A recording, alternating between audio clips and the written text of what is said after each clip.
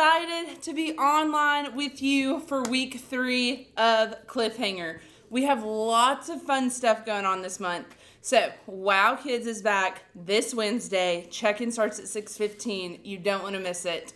Wednesday night, H4K, 6:15. We also have our spooktacular 4th and 5th grade event coming up. Head to the website, register online. You don't want to miss it.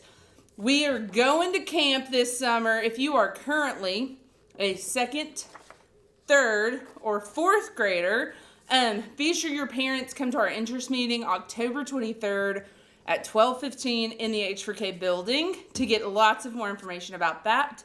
And then finally, we are hosting a food drive. Really sad, but every single holiday season, elementary aged kids, just like you, leave school and don't have another meal until they come back. So we are going to give back this holiday season to our elementary friends and donate some food to them so they can eat over the holiday breaks. So drop your food off October 15th through November 6th. Has to be, are you ready for this? Ready to eat, easy to open, and non-perishable. If you don't know what that means, I promise your parent will. All right, guys. And then finally, one last fun thing we have. So Beast Feast is now called Grill and Chill, and it is a family event. So this Saturday, come check out the brand new Grill and Chill at Hope Church. All righty, guys. We are about to head on over to the Story Lab, but I have a quick question for you and your family to ponder after you watch the Story Lab today. When have you helped solve a problem? When have you? And so after you get done with the Story Lab, talk about that with your family and let us know what you talk about. Have a good week, guys.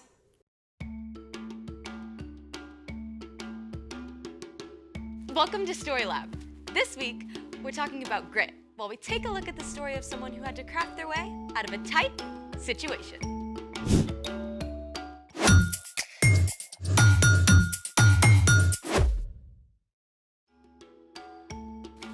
Hey, I'm Sebastian. And I'm Skylar. What does grit mean, Skylar? Grit is refusing to give up when life gets hard. I think I deserve a grit award. What for? Yesterday, my little cousin lost her tooth swimming at the Y. I spent half an hour diving for it. I found it for her. That's very gritty. It was at the bottom of the deep end. So weird. When we swim, our teeth float with us, but a tiny tooth by itself Sinks.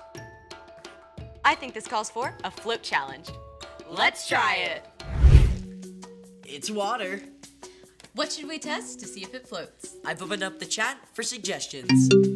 Fluffy cookie? Wants us to try pumpkin. Do we have a pumpkin?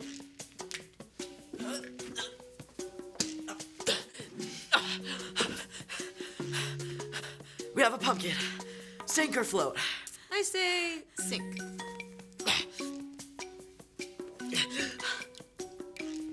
It floats? No way. This is insane. How? It's like a watermelon, basically. Kinda like that. Hold on. What's this? Wookiees are people too wants us to use pop? Oh, soft drink. Diet or regular? Doesn't matter, both. Sink or float? If a ginormous pumpkin can float, I say the soda floats.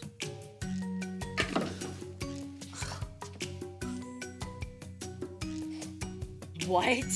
Diet floats, regular sinks? They're the same size can with the same amount of liquid. I feel like everything's upside down. Do we have time for more? Speed round. Soap. Soap.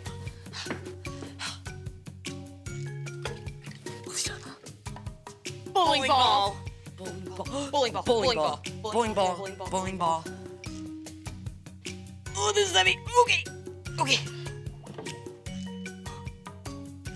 It floats? What? Rubber chicken. Wow. Thought it was gonna sink. But why? None of it makes sense. Density. You're calling me dense? No. Some objects sink and others float because of density.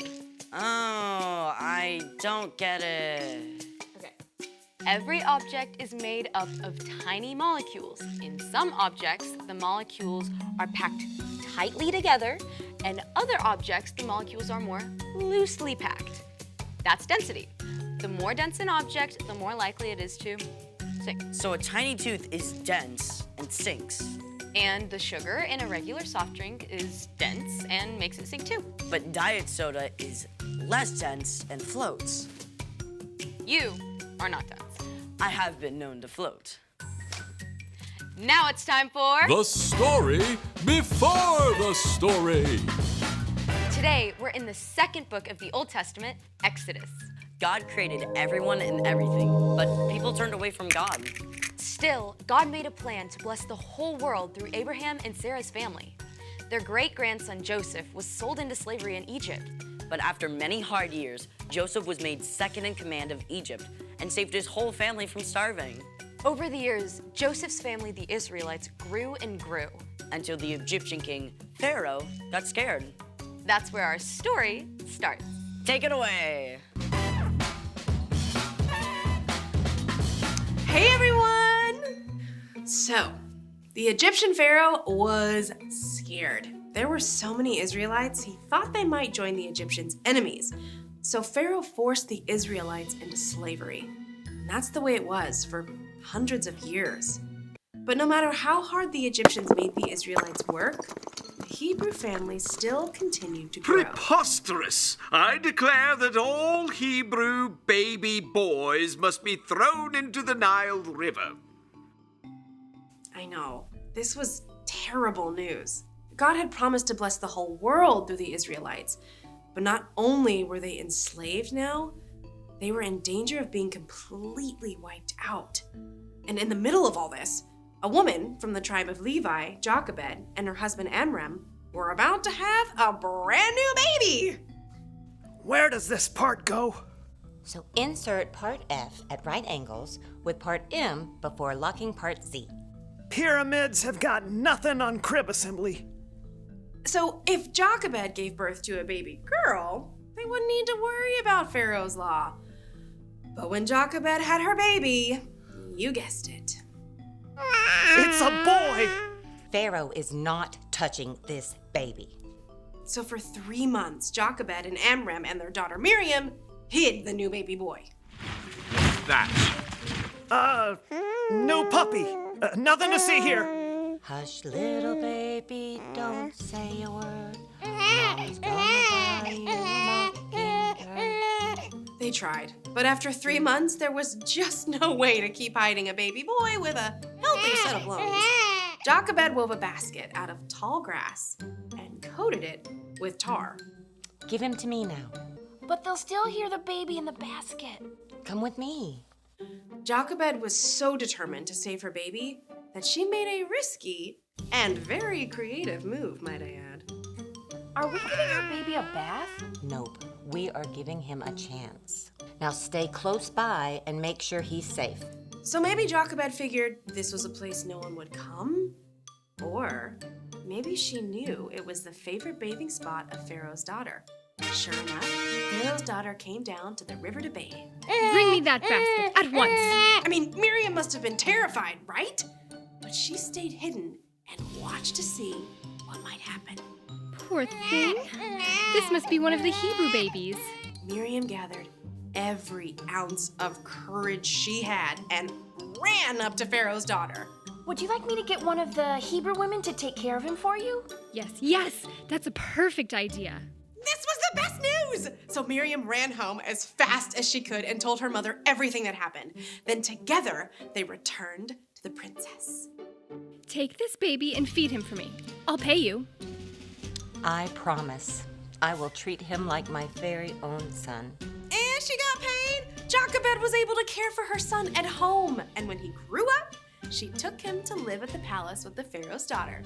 The princess called him Moses, a word that meant to draw out, because she pulled the baby out of the water. Get it? The end. That's amazing.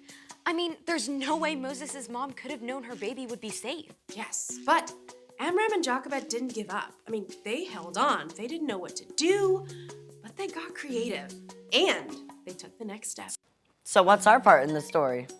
Well, things in our lives can feel really big and difficult too. Yeah, I got assigned to this group project at school, and I had no idea where to start. I just wanted to quit the whole thing. What happened? Well, I prayed about it and asked for help. And eventually everyone joined in, and it actually turned out okay. See? Yes! When you aren't sure what to do next, ask God for help. We can also think about how we can follow Jesus during difficult times. We can start by loving God and loving others. Whether it's a friendship in trouble or a fight with your parents, you can hold on. Stay with it. God will be with you, even when things get messy. I think you guys got it. I'll see you next time. Bye. Bye! So here's the thing. Hold on, even when you don't know what to do. That's how grit grows. Sink or float. Sink. Huh, it floats. Thanks for joining us in the Story Lab. We'll see you next time.